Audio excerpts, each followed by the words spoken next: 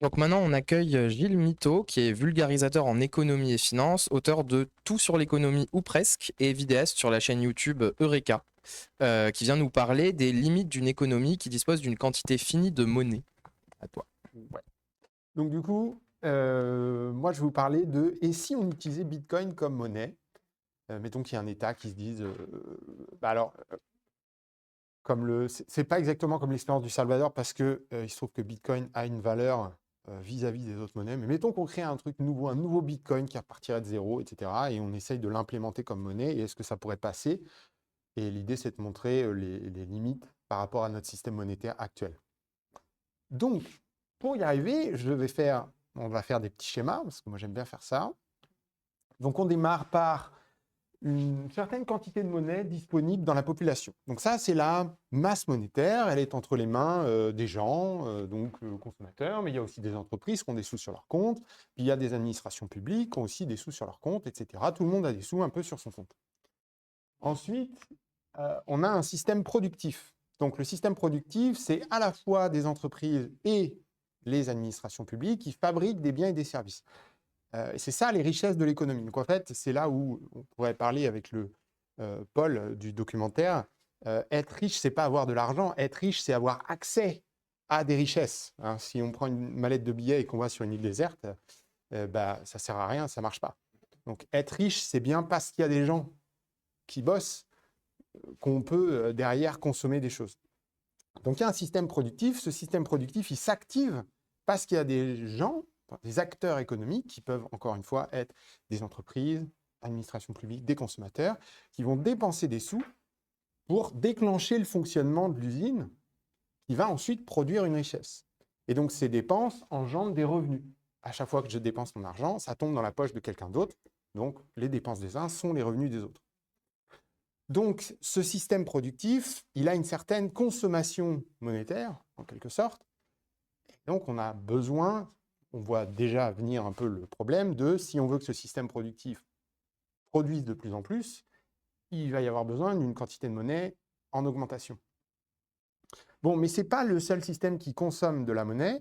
Il y en a un autre, c'est, alors moi je l'appelle le système spéculatif, c'est-à-dire la partie, en fait, on n'utilise pas que de l'argent pour acheter des produits neufs, on utilise aussi de l'argent pour acheter des produits d'occasion. Et donc, c'est typiquement les biens immobiliers, mais aussi les produits financiers. Et donc, ce système spéculatif, où l'objectif, c'est juste de faire alors, varier le prix en théorie, ça peut monter ou ça peut baisser. C'est d'ailleurs pour ça que c'est spéculatif, c'est parce qu'on ne sait pas si ça va dans un sens ou dans l'autre. Mais ce système spéculatif, avec quand même l'objectif que ça monte le plus souvent possible, il va aussi consommer de la monnaie. Alors là, il y a quand même un parallèle à faire important sur la différence entre le système spéculatif et le marché de l'occasion, on va dire. Encore une fois, l'intérêt du système spéculatif, c'est qu'on ne sait pas si ça va dans un sens ou dans l'autre.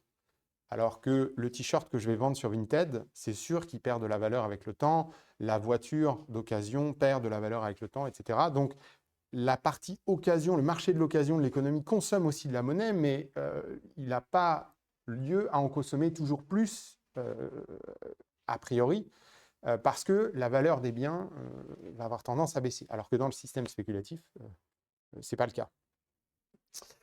Et puis, donc, on a ça, on a donc ces deux boucles qui sont consommatrices de monnaie.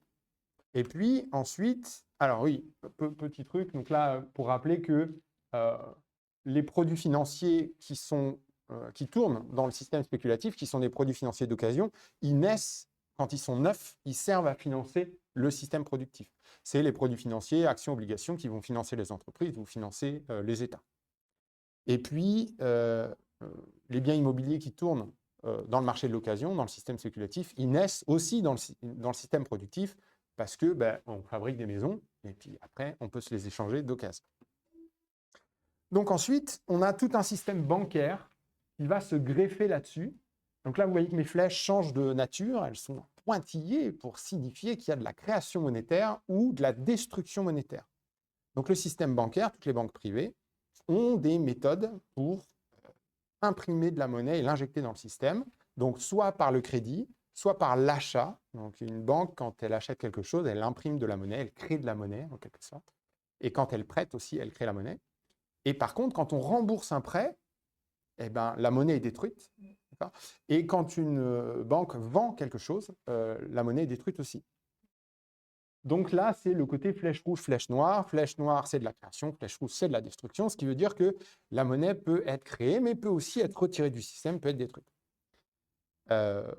Si on regarde des historiques de cours monétaires, c'est plutôt continuellement à la hausse. Ça va dans le sens de l'alimentation d'un système productif qui doit augmenter et aussi d'un système spéculatif qui, maintenant, on est un peu bloqué sur ce truc. Dès que ça baisse, ça crée des crises financières qui ensuite bloquent le système productif. Donc, on a deux trucs qui montent tout le temps, si bien qu'en général, la masse monétaire a tendance à tout le temps croître. Mais en théorie, ça peut aussi décroître. Et puis, on a aussi une banque centrale qui est en dessous donc, des banques. C'était la hiérarchie qui était mentionnée par Odile.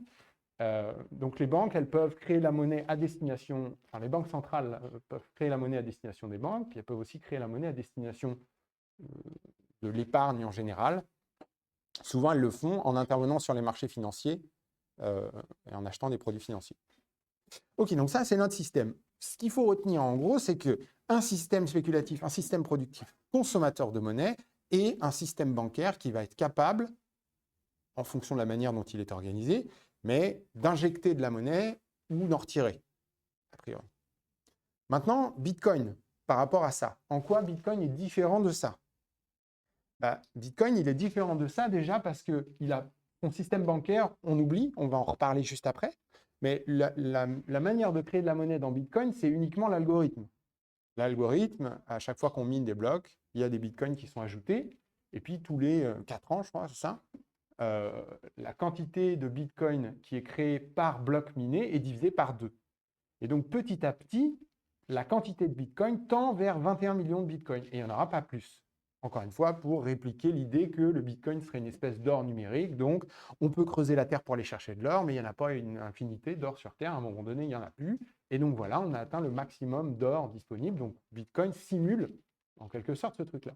Si bien qu'il n'y a qu'une seule flèche qui ajoute des Bitcoins, mais on n'a pas cette évolution dynamique de la masse monétaire. Et puis en plus de ça, voilà, l'algorithme, il sait exactement combien de Bitcoin il va ajouter au fil du temps, mais si jamais l'économie en a besoin d'un coup, il n'est pas capable de fournir. Il fournit un rythme prédit à l'avance qui va diminuer petit à petit. Alors, un petit élément qu'on peut rajouter là peut-être, c'est qu'en fait, il y a un moyen de retirer des bitcoins de la circulation, c'est quand on perd ses clés. Et il y a la clé privée, la clé publique, et si on perd la clé privée, on n'a plus accès au bitcoin. Et donc, il y a une quantité de bitcoin déjà qui est perdue. Et donc, au final, à moins d'avoir vraiment un système pour être sûr de ne pas paumer les clés, on peut se dire qu'à l'infini, à un moment donné, tout le monde aura fini par perdre sa clé, il n'y aura plus de bitcoin. Bon. Mais c'est 15% qui ont disparu à peu près. Voilà. Mais c'est un peu mais non. Alors ensuite, maintenant, où est le système bancaire là-dedans? Et en fait, le système bancaire, on peut le rajouter, mais vous voyez que là, mes flèches, elles sont pleines. Ce n'est pas des flèches en pointillés. Donc le système bancaire devient juste un intermédiaire. Il n'est pas capable de créer la monnaie. Ça veut dire que pour pouvoir, il peut toujours prêter, acheter, vendre, mais il faut qu'ils récupèrent les bitcoins d'un côté, donc il faut que les épargnants vraiment confient leurs bitcoins aux banques pour que les banques puissent ensuite prêter les bitcoins. On a l'impression que le système bancaire actuel, il marche comme ça, mais en vrai, il ne marche pas comme ça, le système bancaire actuel. Les banques ne prêtent pas l'argent qu'on leur a déposé. Elles fabriquent du nouvel argent. Et après, elles ont quand même besoin de l'argent qu'on a déposé pour des raisons comptables, mais physiquement, elles ne prêtent pas l'argent qu'on a déposé dans les coffres des banques. Alors que dans Bitcoin, oui. Une banque ne pourrait pas prêter si elle n'a pas d'abord fait le tour des popotes pour récupérer les bitcoins des gens qui leur feraient confiance, qui seraient capables de leur faire confiance. Ce qui pose la question de, en fait, la banque, elle prête à, mettons, 5 ans, ok, mais moi, quand je confie mon argent à une banque, j'en ai peut-être besoin demain matin pour payer un truc. Et donc, il y a un mismatch qui s'opère. Qu'est-ce qui se passe quand je viens voir ma banque et que je dis « Ah, j'ai besoin de mes bitcoins que je t'ai filés hier » et que la banque dit « Je l'ai prêté à Michel pour son crédit immobilier ». Du coup, les bitcoins sont partis dans la nature. Ça y est, maintenant, c'est la propriété de Jean-Louis qui a construit la maison de Michel. Enfin, on ne peut plus retourner les chercher, ces bitcoins-là. Donc, comment on fait pour me rendre mes bitcoins à moi? Dans le système, alors, c'est c'est le truc. Qu'est-ce qui se passe dans le système Bitcoin? Qu'est-ce qui se passe quand l'épargnant veut récupérer sa mise, mais que la banque a déjà prêté les Bitcoins? Bah, en fait, la banque, elle a une seule solution. Elle cherche à emprunter les Bitcoins à quelqu'un, c'est-à-dire qu'elle va contacter les autres banques du système Bitcoin et elle va dire, là, il y a quelqu'un qui a besoin, qui veut retirer 100 Bitcoins, je ne les ai pas, prête-les-moi. Si aucune banque ne les a ou ne veut coopérer, il y a une autre solution, c'est de prendre un actif détenu, la banque, elle possède quelque chose et elle essaye de le vendre pour récupérer 100 Bitcoins pour les rendre. C'est des process qui peuvent prendre du temps, mais admettons, si elle n'y arrive pas, d'accord, si elle n'y arrive pas, eh ben, c'est la crise financière. La banque fait faillite et on est parti dans une crise financière. Donc, vous voyez que la crise financière, elle couvre en fait, elle est vraiment pas loin.